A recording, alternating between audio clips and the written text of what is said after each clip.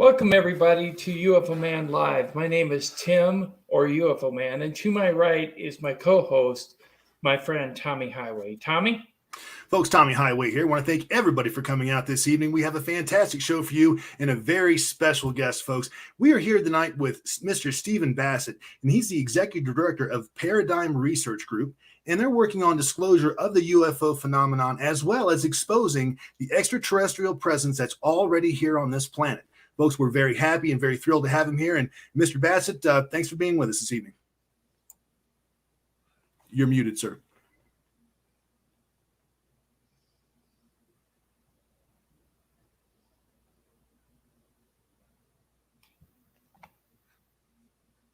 Okay, well, Stephen's working out his audio, and we want to welcome everybody in the live stream. We do have a very interesting show tonight, and we have I'm unmuting now. Okay, here's Stephen Bassett. Welcome. Fantastic. Welcome aboard, sir.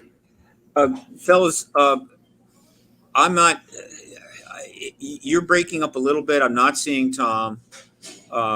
What's your sense? Is this mobile hotspot going to work, do you think? You sound and look fine to us. You look fine to us, yes. Okay, well, I'm hearing you better now, and you're hearing me, I assume? Yes. Okay, all right. Okay, Tim is frozen, so I'm not, but, that's whatever.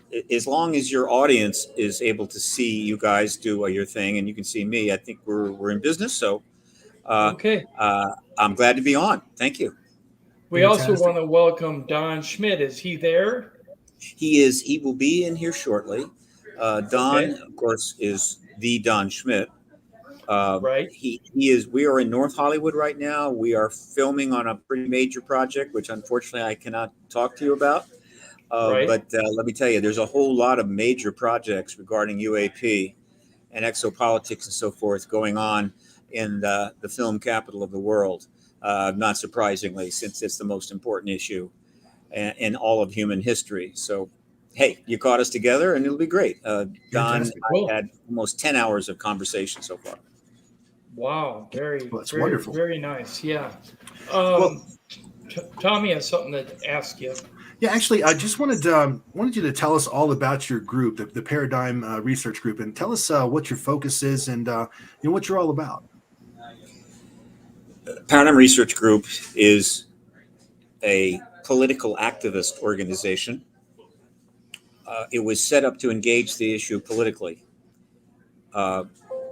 So why did I call it Research Group, right? Was I playing games? No. The way I launched it in 1996 was to talk to a number of groups out there, research groups, organizations that were working on this, some of which are gone now, and said, look, I'm going to register as a lobbyist on this issue. I'll be the first person to ever do so. And I'm happy to register as your lobbyist and put it in my, I guess you could say my file. No charge. I work pro bono because I'm independently wealthy.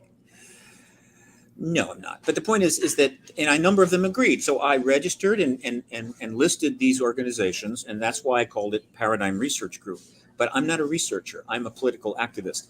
And because I was the first lobbyist to ever register on the extraterrestrial issue, or the person stupid enough to do it, or just didn't know what to do, the political media in Washington took notice. It was 1996. They were aware that there was something going on at the White House with the Rockefeller Initiative, though they didn't cover it, but they knew something was cooking. And I turn up. And so they sent a reporter out and did a very big article that they put on the front page of the business section of the Washington Post, which is basically the number 2 page in that paper. And this was back when people really read the papers, right? In real papers, right? With a huge picture of me. It's still on my site somewhere. It's the worst picture ever taken of me, to be true. Okay, it's worse than one of those bad yearbook pictures. But that article launched my career as an activist in this issue, and now I'm in my entering my 26th year, and my job as the director of Paradigm Research Group Oh, we lost him. Maybe we'll get him back. It's important that everybody hear this information because he has actually interjected the UFO narrative into the U.S. government. So here we go. I'm on my way back. Okay. Let's see how this goes, guys. And I'm sorry, but It's okay. it's a mobile world and all this technology. My work was to do what I could to help resolve the UAP issue once and for all by political means. Why? Because all the research had been done to prove the ET presence many times Right. over. Sure. So why wasn't it resolved? Because there was a political policy, a legal political policy on the part of the U.S. government to contain this issue, to embargo this issue, as I call it, the truth embargo, for national security reasons, that started in 47, right at Roswell, was matured and developed in 52, 53, and is still in place to this day. And so it's not how many proofs can you put, how much research can you do, it's how can you convince the government to end the truth embargo and simply tell us the ETs are here. That is my work for the last 26 years. I'm still doing it. And there's some very interesting things coming from my world pretty soon. So I'm looking forward to that, hopefully within the next 30 days. And you'll be getting announcements on that. Okay. Because I haven't given up, and most of my colleagues haven't given up. We will get the end of the truth embargo. Good. The question I have is the truth embargo the same as the UFO cover-up? It is the term that I created and put forth back in 2000, 2001 to replace UFO cover-up. UFO cover-up is a bad term from a standpoint of an activist movement. It isn't a cover-up. It's a legal policy of the United States under the National Security Act. They're not. You don't cover up illegal acts, right? Right. And so by calling it a cover-up, we are essentially criminalizing everybody that's been involved in it. Now, some of the things they've done have not been very nice, and they might have even broken the odd law here or there. But the policy was in service to national security, and using language that criminalizes everybody associated with this issue going back 75 years, that is not going to help get their cooperation, right? Right. And so I said that term's got to go, and UFO has to go too. And so it is a UAP truth embargo. And let me give you a perfect example of bad activist language. And this is not a partisan statement. Bad language is bad language wherever it comes from. Not too long ago, we had we have a movement underway involving racial justice and fairness and so forth. We're aware of this. There's multiple movements underway. But one phrase that emerged out of one of those movements was defund the police. Well, no, you can't defund the police. If you actually defunded the police, let me tell you, you would have a real hard time, and it'd be smart. You'd want to move to another country. And so by doing that, they handed the opposition a classic, hammer, classic example of handing the opposition hammer and saying, beat us over the head with that. Bad language can destroy good activism. And so one of my jobs, and you're going to be hearing more about this from me in a big way pretty soon, is let's get the language right. Let's get together on the right language, and that will help us get the right outcome. And the outcome is for the government to hold hearings, for good military witnesses to come forward and tell the truth, and for the world to hear that truth, and for the president to hear it as well and confirm the ET presence. Right. What I was really interested in was you mentioned the Rockefeller Initiative. Can you expand on that a little bit? Oh, yeah. The Rockefeller Initiative is one of the most important events or passages in the UAP history between 47 and now. After the Cold War ended, a lot of people who were very familiar with this issue, and there were plenty, felt that this was the first opportunity to let's end this embargo. Let's get the truth out. Let's get the files out. It's time to tell the people the truth because we no longer had a mortal enemy. They had capitulated. They had disgorged, I think, 14 of their republics. It allowed them to go free and become their own countries. They had gone capitalist in a big way. They outlawed the communist. Oh, we lost him again.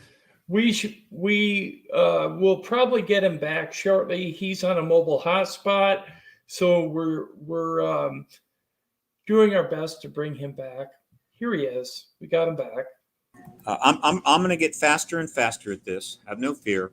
They outlined the Communist Party. We won, and we were starting to become buddies. I don't know if you remember that period, but it looked very promising. For the first time in my lifetime, I'm not worried about the nukes flying the next day. And so, okay, that was the threat of nuclear war, those tens of thousands of nuclear weapons, was the number one reason why the ET truth embargo had to remain in place, because to suddenly throw that out there into the arena, and you couldn't predict the unknown consequences. And so it simply wasn't going to happen. Now it could. One of the people that believed that was Lawrence Rockefeller, a billionaire philanthropist, friend of the Clintons, a Democrat, and a supporter of the Democratic National Committee, and a big shot. And so he approached the administration in March of 1993.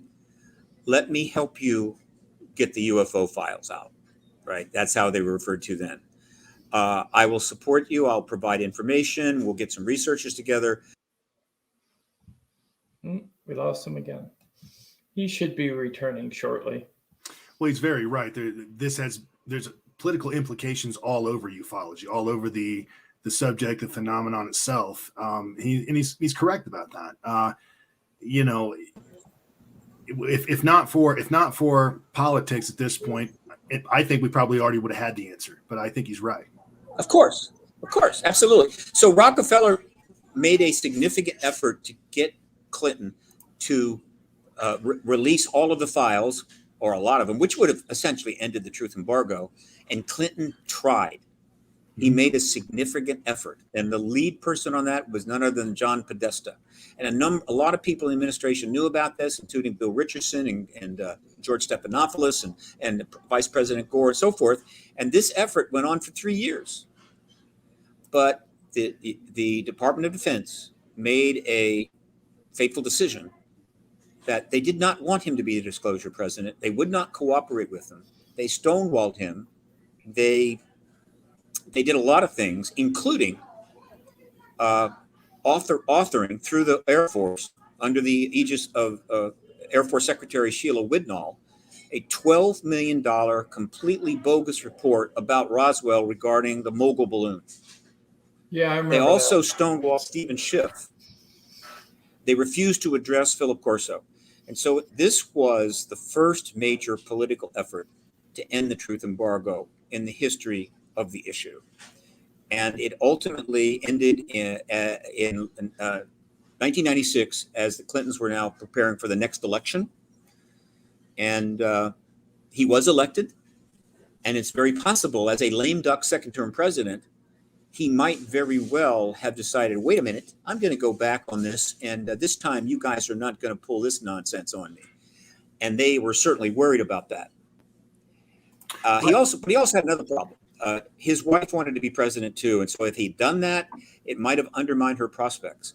But just in case, the attacks on the Clintons were endless, and they continued even more intensely in his second term, I believe, to keep him under control, to keep him contained, meaning, look, boy, don't even think about going back to that UFO stuff. And eventually they got something bad. They got something really bad, and we know what that was, and he was impeached. And he served out his term, and this issue stopped there. It might have continued with Al Gore, and I could talk about that, but there's a possibility Al might have pursued it. He was in a much better position with the Department of Defense. But as you know, he lost the election by 1 vote. And so on we go, gentlemen, deeper and deeper into the almost 75 year, the greatest lie in all of history, the most intensive global lie of all time, the truth embargo, the lie that, in fact, we are still alone in the universe. There are no ETs here. Yeah, it seems like ever since the UFO report came out, which Tommy so casually refers to as an eighth grade book report. But I'm not hearing your audio. Oh, okay. Well, I mean, and you're absolutely right. Bill Clinton was really into the UFO thing. He wanted to get to the truth of the matter. There's no doubt about that. And he was absolutely shameless about talking about it. I mean, he's the first American president that in my lifetime that I can remember that actually came out and addressed the fact that, the UFO phenomenon exists, Area 51, Roswell, the whole 9 yards. And everybody knew that Mogul's a joke. He acknowledged that Area 51 exists, but that was inevitable. It happened to be under his watch. He didn't speak to Roswell, but I think he legitimately would have liked to have released the files and been the disclosure president. It wasn't to be. And by the way, you might enjoy this. As part of the Lewinsky evidence that was produced, there was a list of things and what have you. And one of them involved his bookshelf. And it turns out that on his bookshelf, there was something relevant to the whole Lewinsky affair. But next to this relevant issue, and Don could elaborate on this when he comes back in, was Don Schmidt's book on Roswell. Very awesome. In his library. And it actually came out during the Ken Starr investigation. I mean, it's a trivial thing, but it's amusing in a lot of ways, because so much of the truth embargo and what has taken place isn't, from one perspective, kind of funny. I mean, it's so silly in some ways. You know how many millions and millions of people know there's an ET presence? Do you know how many people in government that know? How many scientists know? But the truth embargo continues, but it gets more ridiculous every passing year. Well, it's almost like they tell one lie and then they cover it up with another lie, and they get so deep into the lies that they can't figure out a way to get out of the lies. How do they come out with disclosure and still have any kind of credibility at this point? Well, you do it. You have to go through a process. And I've talked about this, and I will continue. I refer to it as a public relations driven extrication process. What is going on since 2017 is an effort to bring about disclosure in such a way as to minimize the blowback and disruption of government, to make some winners, minimize the losers, to be transparent, in other words, to be responsible about it. It's not a question of, the president gets up and one day and decides, I think I'll tell the truth. No. This is a 75-year-old misrepresentation of the truth for national security reasons. And to end it, you have to do it in a responsible way, not the way some activist wants. And I know what they're trying to do, and I support it. But ending it means conducting a process, encouraging a process that leads to a responsible outcome. And the agreement is, the consensus is growing all the time, that in order for this to be done responsibly, it's got to start with, the final act has to start with congressional hearings, right, so that members of Congress can be brought in. Military witnesses can have a chance to testify under oath, and these will be filmed to the world. And the public is seeing this literally happening, not over a day, 2 days, could go over weeks. So now the public is getting informed in real time in a responsible way. Everybody's winning there. The witnesses, the DOD, the members of Congress, the committee chairs. And then after enough of this testimony, this compelling testimony is seen worldwide, the president, who's basically stayed out of this, can then go to the American people and say, I have been watching this along with you. I am impressed by this testimony. It is very compelling. I have discussed it with my key military and intelligence people. I've discussed it with leaders of Congress. And we have come to the conclusion that this phenomena is not simply real, it is extraterrestrial. And we expect to be able to provide more information to you very soon. You can count on it. You see how less disruptive, more responsible, more public and transparent that is. Right. And that's why they're doing it that way. But the process has got strung out because of political and viral developments. It is taking far too long than I believe the plan had hoped for. And so everybody involved in it is in a tough position they're being questioned and interviewed and so forth. And people are wanting them to tell them, hey, are the ETs here? That's not what they can do. It's not their job. There's only one person that is appropriately authorized to tell us that. Only one person in the country has the ability to declassify anything in government that person wants, and that is the president. And so they're in a position where they have to dodge questions. They have to, get around stuff. It's very tough on them, and they're doing the best they can. And to some sense, they're sort of having to lie their way out of the lie, but it is for good purpose in this case. It's not to deceive so much as, look, it's to be responsible to the process. Look, I can't tell you there's an ET presence, but I'm doing my best to get those congressional hearings. And that's where I come in. As a political activist, I don't have any restraints on me. I can say anything I want. And so I try to provide context for people so they don't get too confused about this very complex thing that's going on. How do you end the 75-year-old truth embargo responsibly? And how do you do it publicly? And how do you stretch it out over 4 years?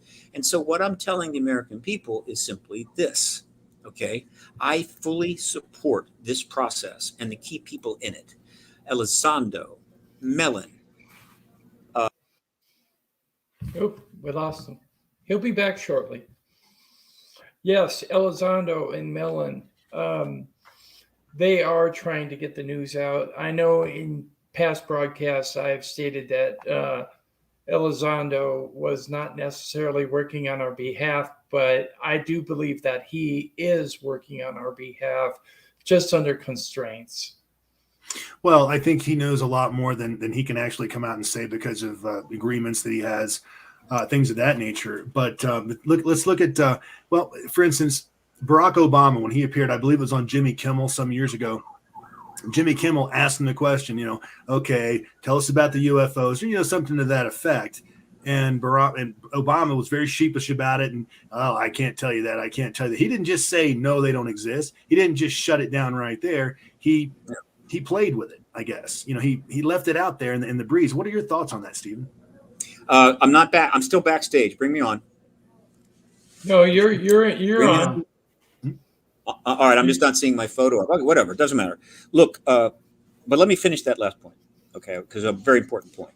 I fully support Elizondo and Mellon and Harry Reid. Tom DeLonge is kind of out of it right now, but I supported what he did, all right? And Hal Puthoff and Semivan, all of them. I support Rubio and Gillibrand and Diego and everybody that's operating from the Congress on this now. I support the Defense Department's response to those acts, the creation of the task force, all of that. I fully support it. But I want everyone to understand that this issue didn't start 4 years ago. They're just not learning that there may be something that they don't understand. The United States government has known about the ET presence for 75 years minimum. They have been investigating it every day of the week, of the month, of the year for 75 years. They've got files that would fill rooms. And so what you're seeing now is not them suddenly discovering there's something there, but realizing and coming to the understanding that the truth embargo's days are numbered, and it's time to end the truth embargo. And so they are participating in that. But if they know the truth embargoes, why don't they just get all the files and bring them on out, right? Put them in the Pentagon parking lot. We can go through them. Of course not. No. We're in the middle of a dangerous world. We've got Ukraine under threat of a massive invasion. We've got pandemics. We got everything you can imagine. So this is probably will be considered from a purely a secular point of view, the biggest event in all of human history with implications globally. And so, it's got to be done right. Right. It should have been done long ago, but it's got to be done right. And I believe they're doing it right. Right. Well, it looks like it's becoming more and more difficult to hide the subject from the American people, from the people of the world for that matter. We've got video. Everybody has a camera in their pocket now. Everybody's seeing these things. They're recording them, things of that nature. We've got military video that we know have been taken from the cockpits of various military aircraft. And how do you argue those? It's really hard to do that. Well, you can't. You never could. Hell, the damn thing was proved a long time ago. Yeah. right? Right. And the only issue is it being proved is one thing. There are a lot of physics proofs out there that the vast majority of the entire human race don't even know exists. Proof is not enough. It has Right. to be, a decision has to be made whether that proof is going to be acknowledged and accepted so that it can become part of a societal reality. Can it become policy? Can it be taught in schools? Can A norm. the journalists deal with it appropriately? And Right. you may say, well, then why isn't it national security? And let me say something I can't say often enough. And by the way, Don may join us later, he may not. It's up to him, but don't worry about it. He is listening, but he's also dealing with a couple things. But let me tell you something. We have been living under a nuclear Damocles sword since 1947. All right. Right. Well, really, since 47 at least. At any time, it's over for us. A nuclear war. We've almost had. Oops. Well, we lost Tommy and we lost. No, it's okay. He'll be back. Okay. Yeah, he was mentioning that we've been under a nuclear threat since about 1947. And yes, we have off and on. And now with the Ukrainian situation, I'm kind of concerned about that as well. But there's always something called a MAD, mutually assured destruction, which will definitely step in and stop it, hopefully. Well, or end it all. Just or end it all. Yes, that's the problem with that. When you start lobbing, a bunch of nukes around, you're gonna mess the planet up. You're gonna irradiate the planet, the water, the whole nine yards. And he's right, and I get his point. I mean, we lived with that for a long time. In fact, I think my generation in school was like the first one that didn't do the duck and cover thing under the desk. Okay, not that would have mattered in a nuclear attack, but. So what has happened, gentlemen, is that the world has come to take it for granted. Yeah, we haven't had a nuclear war. I guess we're not going to have one. All right. Mm-hmm. And it's like how many people have been talking about nuclear non-proliferation treaties of late? How many actual acts have you seen, or any acts of diplomacy really designed in a public way to deal with a nuke? Nothing is happening. Oh, we're really digging into global warming. My God, that Florida should be underwater in 30 years. That's unacceptable. We have completely dropped the ball on the nuclear issue.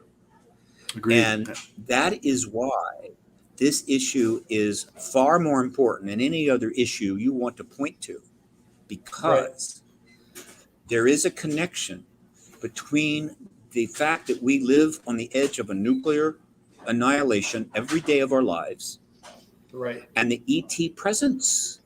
How about that? And how do we know that? Because probably the most important evidence we have regarding this issue above all else is the ETs messing with nuclear weapons and nuclear arsenals. Yes. They're incredibly interested in that. Yes. We've heard testimony from numerous military officers regarding that UFOs love the nuclear weapons, they love nuclear vessels and all of that. They have there's a fascination there of some kind. Oh, it's more than a fascination. By the way, anybody's wondering, I'm on a hotspot on my very good quality Android phone in a barbecue restaurant in North Hills, Hollywood. And unfortunately, the barbecue was fantastic, but they don't have Wi-Fi.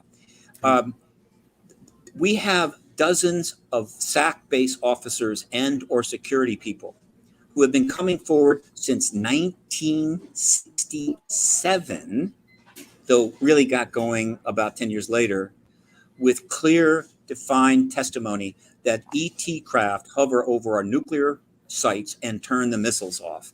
And they do it in Russia, and they've done it in the Soviet Union. Okay? Think about that. And they've also done... I think they've also done it in China. Probably everybody that has a nuclear arsenal has been harassed by UFOs at this point, because, I mean, we certainly have been with our nuclear arsenal. Again, we've got... the Bentwaters incident, we've got the Shiloh incident, the Arizona thing. I mean, all of these things. And again, these are military officers that are coming out and they're providing this testimony. And there's no reason for them to do this unless it's an actual, they've actually had this experience. So, gentlemen, look, why don't I turn my video off? And I think with audio only, this cutting off will stop. What do you think? Sure, sounds good. Okay, that's fine. I'm stopping the cam right now. Okay, so. Let me tell you, the government's known about this from day one. Mhm. And of all the things that have been shoved out there, Oops. Go ahead. I think I'm back again, in and out, Yep. in and out. Of all the evidence that's been shoved out there, the one area of evidence that the government will not touch with a 10-foot pole, they will say nothing, they won't respond to queries, they have nothing to say, is the nuclear tampering witness testimony. Because that is absolutely, there's no untranscendable. It can't be transcended. The moment they even acknowledge that a Robert Salas exists or that he's saying something like this, they're in deep, deep water. All right. And so they've had to stay flat. There has been multiple efforts to get congressional hearings. They've all failed. There have been a number of press conferences, including one just 6 weeks ago. But in the last 2 years, because of the developments that have been unfolding, the press is starting to cover the nuclear weapons testimony. And let me tell you, that is all you need to know about how close we are to disclosure, because you're seeing all these things happening. Don't be surprised if a member of one of these intel committees or armed services committees suddenly just happens to bring up the nuclear weapons tampering to a member of the press. Bingo. And so that is important, but it's most important for this reason. And this is my assessment, and I've been telling it for a long time. I've even told it in Moscow to their national television station in an interview. This is not fun and games. The ETs are not playing with this. Like, oh, what do we do today? Let's go make a funny crop circle in England. No. Let's go over to a nuke base and turn some missiles off. That's not what they're doing. No, They let's are go sending on our a message. technology. They're sending a clear and powerful message. And I can assure you, most of the nuclear tampering witnesses agree with this. And they were there. And that message is simple. What in the hell are you doing with these weapons? Are you out of your mind? Do you know what happens if you launch them? Do you think for 1 second that they're a threat to us? Please, you must be joking. Now, that's a pretty powerful message, isn't it? Right? Yes. Absolutely. And clearly, we're not getting that message, because what are we doing about the nuclear weapon situation right now? Basically nothing. So I am suggesting that ending the truth embargo and acknowledging the extraterrestrial presence worldwide, I assure you, if Biden does it, the rest of the world's leaders will follow within days, opens the door for open contact. Because pre-disclosure open contact is, to say the least, awkward. And open contact could very well mean the extraterrestrials actually engaging us in an open, formal way, however they choose to do it. And the number one thing on the table is, okay, now you know you're not alone in the universe. Now everybody knows, rather. Now you know that there's a whole galaxy out there. And once you get a little interstellar drive cooked up, you can come play with us. But we have to explain to you now, you don't bring the nukes. And if you don't get rid of the nukes, you're not going anywhere. You're just going to be a giant pile of nuclear ash. And then you'll be fighting each other with sticks and stones. I'm not spitballing here. I'm telling you, this is a very reasonable assessment of what is going down. It's not just about finally getting the truth out on the ET presence. It's about how, in God's name, are we going to get out from living on the edge of 25,000 nukes that have almost been accidentally launched on a half a dozen occasions and could get launched tomorrow? And why in the hell are we spending a fortune trying to save ourselves from global warming, a noble cause, while we do nothing about something that could happen tomorrow? This is a message I'm trying to get out there. And as you can see, I'm pretty intense about it. Right. It's a wonderful point. Wonderful point. And you're right. I mean, we've been really willy-nilly with the nukes for far too long. We have missing nuclear weapons in this country. One in Georgia somewhere, and it hit the water, things of that nature. And no one seems to care about that. But you're that was a big right. one. That was a big one, and it doesn't matter. You'll never get it. You need to worry about the tacticals. Sure. And you need to worry about smaller nukes, which you've heard about, but not much. Yeah. Like the suitcase nukes, the small ones where they can set them off and cause extreme devastation, but maybe a low amount of yield. Yeah, I know what that is. Yeah. Well, there was a Russian colonel that they interviewed right after the Soviet Union fell, or a few years after, and they were talking about there's a couple nuclear weapons missing. This guy says, I don't know what happened to him, gets in a car and leaves. I saw that video. It was like 60 Minutes, I think it was. Okay. So, it's out there. One of the reasons that the doomsday clock was set to 100 seconds to midnight a number of months ago, and we're anticipating, because of the Ukraine situation, they may set it even closer to midnight. 100 seconds is the closest it's ever been. And midnight on the doomsday clock is nuclear war, not a nuclear accident, a nuclear war. Okay, the missiles are flying. One of the reasons that is happening is that technology has become small and ubiquitous. Billions of people have cell phones in their hands that are 100 times more powerful than the computers that went to the moon and have cameras on them better than the stuff being filmed in Hollywood pre-1970. So guess what? Nuclear weapons can be built that fit in a briefcase. And Right. because of our refusal to deal with the issues of our planet, the geopolitical issues, our past behavior, our policies, we now have a world, and a whole bunch of non-state operators are called NSOs who are really pissed off at somebody. Most of them are pissed off at the United States, but there are other nations. And they're mad enough to use one of those nukes. And if a non-state operator nukes any city anywhere, the nation where that city resides has got to decide what to do. Who do you blame? Do you make a mistake? What the hell do you do? So the risk of a full nuclear war literally skyrockets. We're 5 seconds to midnight. Will we survive it? I don't know. But the fact is that just like anybody's got a cell phone, in a way, almost anybody out there can get their hands on some decent money can get a nuke. What are we doing about that? Well, we're just building up our intelligence community, spying as much as we can, and we'll catch them before they detonate it. Please, please.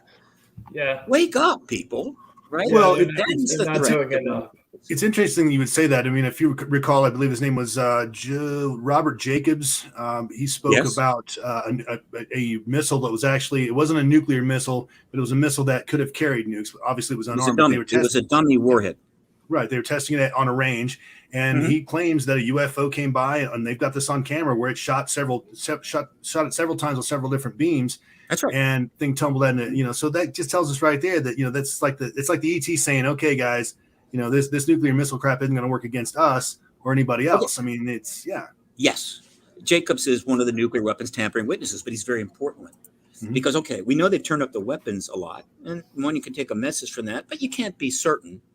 But when they fly in and circle a missile traveling at 8,000 miles an hour, which means they're kind of pretty agile, fire some beams at it and knock the dummy warhead off the missile. Again, is it playtime? Is it like, what do we do today? How clear a message can they send us? Now, the government could be saying, hey, look, these things are happening. There's ETs here, and they're trying to tell us to get rid of the nukes. And that could help us make a decision about that. But unfortunately, there's a truth embargo on, and so they can't say that. They can't acknowledge this is happening. It doesn't exist.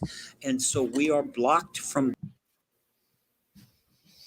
Yeah, we are blocked from acting on things, but hopefully the truth will come out. And according to the activism of Stephen Bassett, I think it might.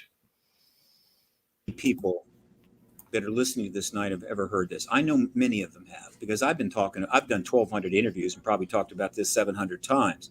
But I know some people are hearing it for the first time. And there's some things going to happen pretty soon where a lot more people are going to hear this. Again, let's boil it down. There's ETs here. It's been proven. The government of the world have decided they can't tell us yet. They haven't acknowledged it. Okay. The ETs have done a lot of things, but the most important thing, probably in terms of our long-term future, is they tamper with our weapons. They turn them off. They knock dummy warheads off of test missiles. They're clearly sending a message about nukes. And also, we have not dealt with the nuclear threat. We have started another Cold War. and we're back at risk of having the end of civilization. Right. You could take all this crap going on and boil it down to just that. And if I was sitting in front of a high-level person at the Pentagon or a member of Congress tomorrow, I don't expect that to happen. That's exactly what I would tell them. I'd say, look, don't blow your mind here. Don't bend it too much. Let me just narrow it down to those 2 minutes, okay? So what are you going to do about that? What you going to do, all right? What you going to do about the fact that this embargo is done? Let's end it. What are you going to do about the fact that we haven't dealt with the nuke issue, and our gaze is directed elsewhere, and we could end up literally ending civilization? I'd love an answer. They all need to be asked that question. Right. I do believe that some of those people that are waiting for that answer do believe that they can survive a nuclear holocaust. I really do believe they think they can survive it. You broke up there. Did you say something about there's some people that believe they could survive a nuclear war? Right. Yep. Well, because of bunkers being built underground, elitist bunkers and underground military bases that are deep within the earth, I've always thought that some of these people that have come out and said that they think they can survive a nuclear holocaust believe that they can survive in these bunkers. Personally, I don't think that's the case. Well, maybe for a Here's short my time, answer but to those eventually, people. Eventually, you're going to have to grow food. You do not want to. Can you hear me again, guys? Or Yeah, am I- Yes. Yes. Not yet. We can hear you. Not We in can yet. hear you. No, when I'm in, Yeah, we can hear you. I feel bad. It's not right, but hey, it's okay. It's all right. We This can is hear the you first just time fine, I've done sir. this one. These are good guys too. I like them. I don't think You're breaking you can up. hear us. Yeah, we can hear you. Okay, I'm working the phone. What was I going to say? Oh God, I lost it for a second. In regards to your response due to the nuclear bunker people. Yeah. Surviving Now a you're nuclear attack, Yep. essentially. Oh yeah. Look, can you hear me? Yes, we Yes. can. Let me know when you can hear me. We can hear you just fine. Let me know when you You're can hear you're me. loud and clear. Steve, can you hear us? Let me know when you can hear me, guys. We can hear you. Obviously, Stephen can't Hello. hear us. Yeah, he's not. So we'll see if he comes back and we get the technical difficulties sorted out. We've had kind of an issue tonight because we caught him off guard. And There's something that's really odd about this evening. It looks like we've had a couple of people on the chat that we've had to get rid of this evening. Normally, our chat room is absolutely just beyond reproach. I mean, everybody gets along very, very well. Don't know where these yahoos are coming from, but took care of them. yeah, we like to be impartial and professional when we present information on the channel in regards to whoever we highlight or show, whether we agree with them or not. But I think we got Stephen back. Yeah, if they're not interested in UFOs, they probably shouldn't come to the channel. Just saying. Right. At the Stevie, very end, there? I'll let you say a few words. Can you hear Stephen? I'm back. Can you hear me? Yes, you can. Yes, sir. Yes. Okay. Let me be very clear to those people. You do not want to survive a nuclear war. What you want to do when you hear the sirens blaring is head for what you think or you're most convinced is ground zero. Okay. You will experience virtually no pain, whatever. Okay. It'll be over in about a tenth of a second. Or you can survive it and you will regret it. Okay. There's a reason why endless shows like The Walking Dead and Remember the Walking Dead and I Used to Know the Walking Dead and The Walking Dead Tomorrow, whatever the hell, there's been hundreds of them, are so popular. All these apocalyptic shows constantly coming out, being gobbled up, is because in the back of people's minds in this world, particularly in the developed world, in their subconscious, is this constant sense that, yeah, it could all end tomorrow. And so watching these apocalyptic shows and seeing people survive and stabbing zombies in the head over and over again for 14 seasons, it's kind of ridiculous, isn't it? But not unless you look at it from that point of view. And so if you like the Walking Dead arena, if you like that environment, you like to be with those people, have a nuclear war and you'll get to be like that. You'll be able to live like that. That's what we're talking about now. And if you look at the political discourse out there, if you look at what's being debated and discussed and what people talk about when they're running for Congress, does any one of these people remotely go anywhere near any of this? No. No. So don't be surprised if we get caught completely with our pants down. Of course we are. We're not dealing with it. And it's my issue may solve that problem. Dealing with the truth embargo may actually ultimately bring around finally us to confront the real threat to ourselves. The now still 25,000 nuclear weapons on planes, in submarines, on movable platforms, in hardened bunkers, and soon to be in outer space. That's what we have to deal with. Yeah, the outer space issue is a real threat. I know that weaponizing space, I don't think weaponizing space right now is actually legal, is it? Well, we have non-proliferation treaties with different countries, but nobody seems to be. I don't think anybody's really abiding by that. I mean, I think, in my opinion, I think that the nukes have been in space since probably the Soviet era. I wouldn't be a bit surprised. I'll put it that way. But you never can tell. He's right. I mean, the threat of nuclear annihilation is real. It's with us every single day. When I was working for the government, one of the assistant directors of the organization I worked for, we had like this big thing in an auditorium. I don't remember what it was, but she was giving a speech, and she wasn't a very bright person, to be honest. But she was talking about the younger generation of kids. She goes, "This is the first generation that has never had a nuclear weapon pointed at it." And I remember looking at that, my buddy Stan from Vietnam, and we looked at each other and we're like, "What are you talking about, lady? I mean, are you crazy? Are you really that naive? Of course there's still nuclear weapons pointed at us. Of course these kids are going through the same thing. We're just not talking about it. That's all." Right. No, we aren't. And the point I'm making is this. I have said this a few times. I'll say it again today. Anybody I want to be totally transparent. I am an anti-war activist disguised as a UAP truth advocate. Okay. All right. If you strip off my disguise, you discover an anti-war activist. All right. Going back all the way to the Vietnam War. All right. And so one of the reasons I've stuck with this for 26 years through thick and thin is not because I just have got to meet an extraterrestrial or, oh my God, we need to know if they're here or not. That's pretty cool. But that's not enough to create the passion that I'm operating from. The passion from I'm operating is simple. The human race has been waging war for 10,000 years.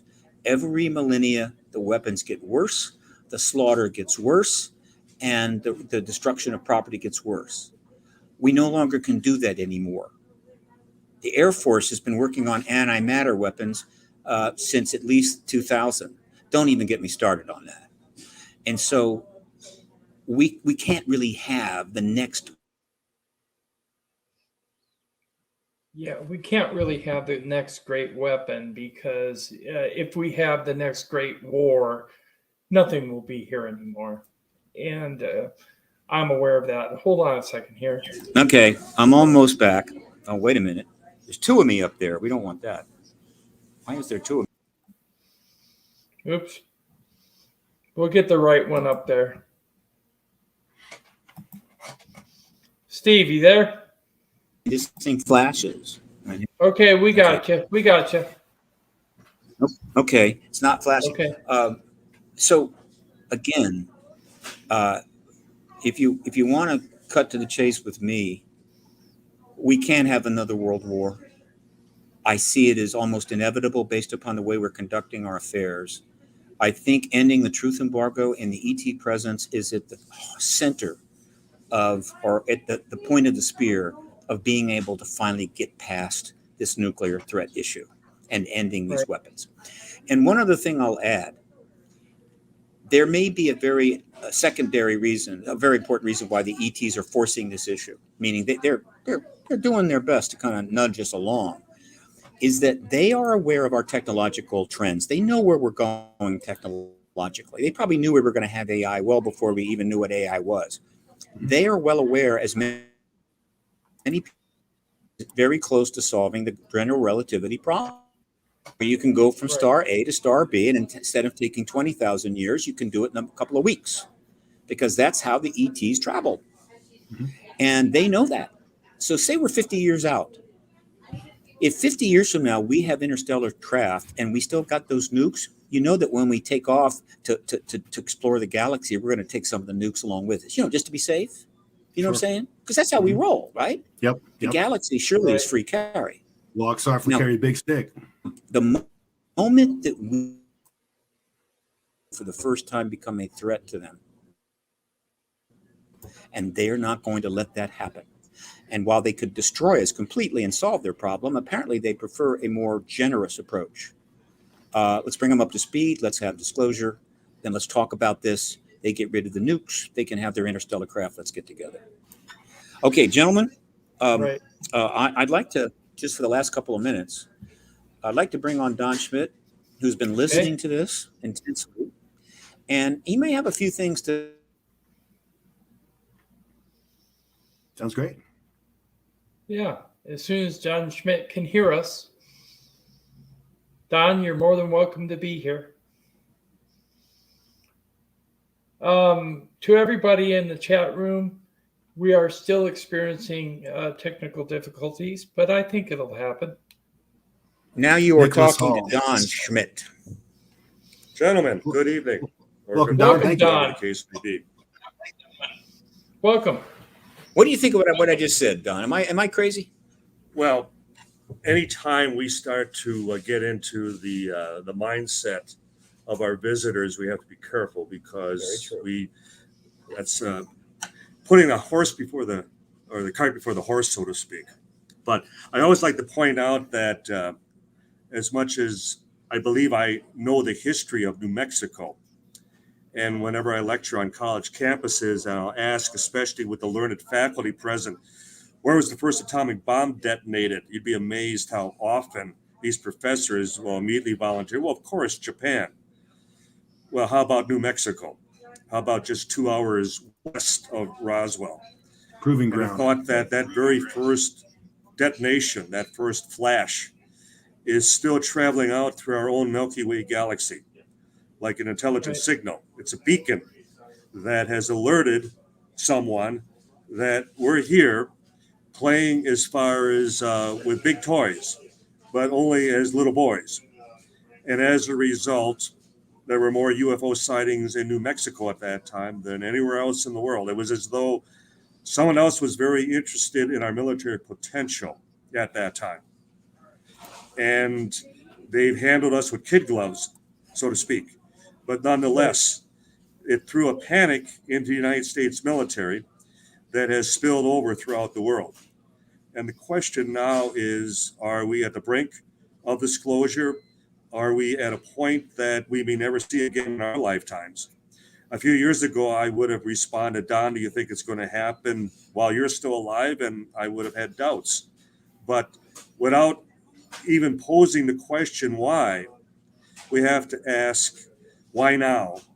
And what is so relevant, what is so important, beyond the fact that maybe they finally realize they can no longer contain this, that when you have high-ranking Navy officers that are experiencing devices that defy conventional explanation, that they need to get ahead of this, that they need to speak out before something much more profound happens, and then they would have nothing more than explaining to do. How could this be happening under our nose?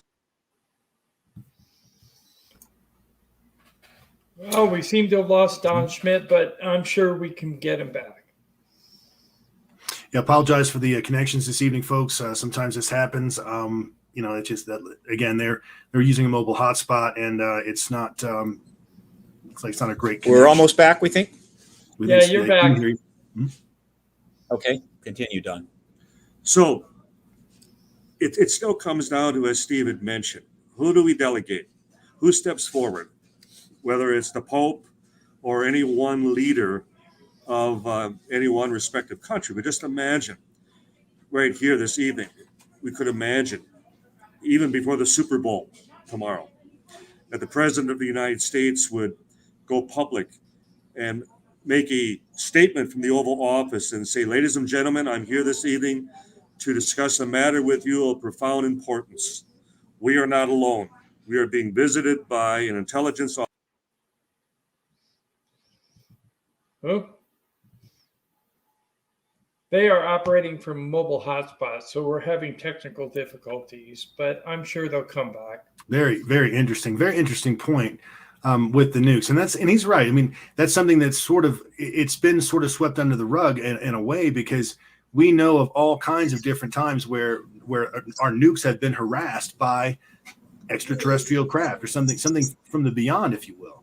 And this has happened many, many times. Again, we've had many officers testify under oath about this.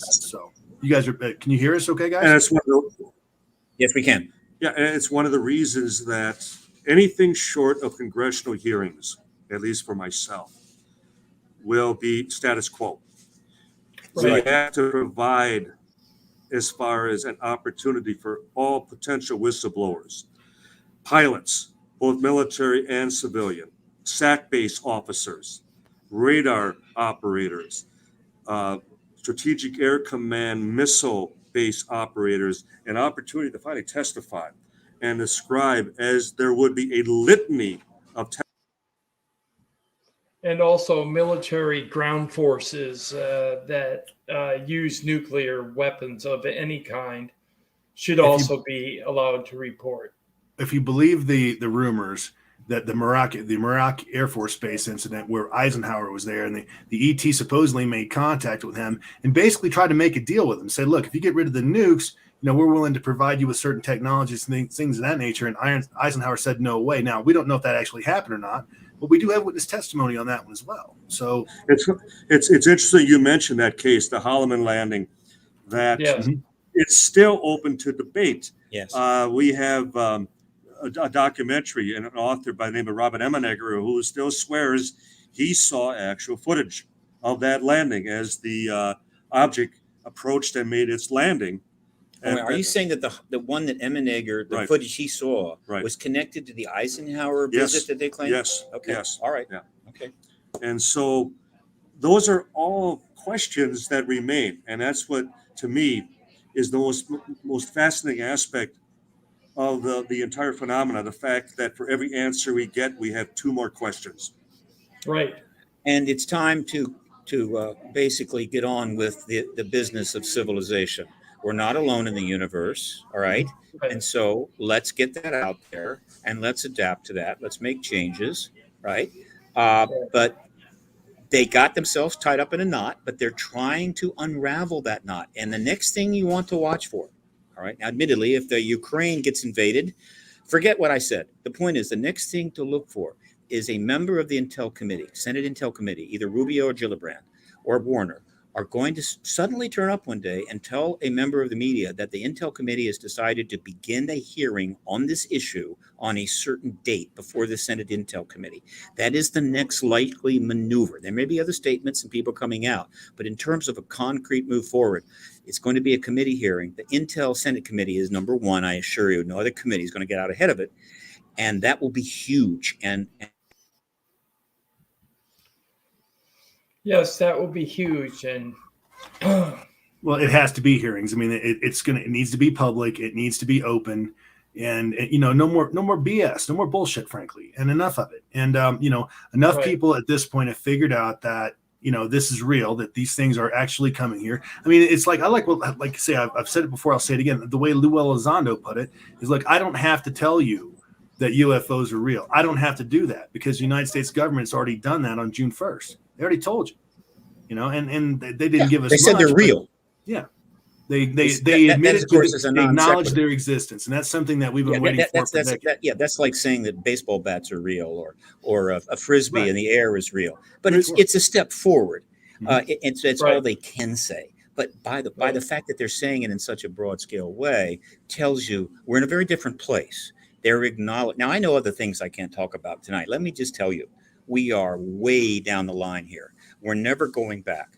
We got some issues to deal with politically, virally, geopolitically that are somewhat distracting.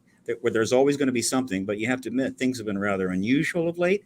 That has not helped. We don't need that. It was difficult enough before the pandemic. However, this issue is so compelling, and the number of people involved in following it is now hugely grown. Podcasts forming every single day, news coverage by the thousands of articles. We're not going back. Right. Don's not going away. I'm not going away. Unless We're going we- to finish this. Unless we Neither are forget we. that on July 8th of 1947, when the United States Army announced to the world that they had captured a flying saucer. They started this. Yeah. We didn't. They acknowledged that they actually had one. Mhm. And they started it, and we're going to finish it. We're going to help them finish Yeah, it. finish Now, it. in other words, they started, they have to finish it. They just need a little help from us, from you fellas, from all the Right. podcasts. All of us are part of the activist movement. It's going to bring about the most profound event in human history, and it could very well be this year. Okay. And so, as I've said many times, my paradigm clock, which I put up in 1997, midnight is disclosure, the end of the truth embargo. The doomsday clock, midnight, is nuclear war. And we've been in a race all this time to see which clock is going to go first, nuclear war or disclosure. And I can assure you, you want the paradigm clock to go midnight first, because there may be a good possibility that the doomsday clock will never. Sure, it may wake people Yeah. up. I mean, and it probably will. You're going to have those people out there that are going to panic. The same people that were social distancing in their cars during the pandemic or whatever. They're not going to be able to handle this very well. But I think by and large, humanity, and I don't just mean American citizens. I'm talking about humanity. I think we're going to be able to take this. I mean, I think that enough people have probably already figured out that there's no way mathematically possible that we are alone in the universe, and we've got probably trillions of planets out there, and we're the only game in town. There's no way. And I think most Okay, people have already guys. figured it out. Look, Yeah. I owe you a high bandwidth show. Believe me, I promise the next time it's going to be top end cameras and mic and everything else. But we've got to go. We've got an early day tomorrow. Thank you so much. All right. And, Thank you. Podcast on, dudes. Thank you, guys.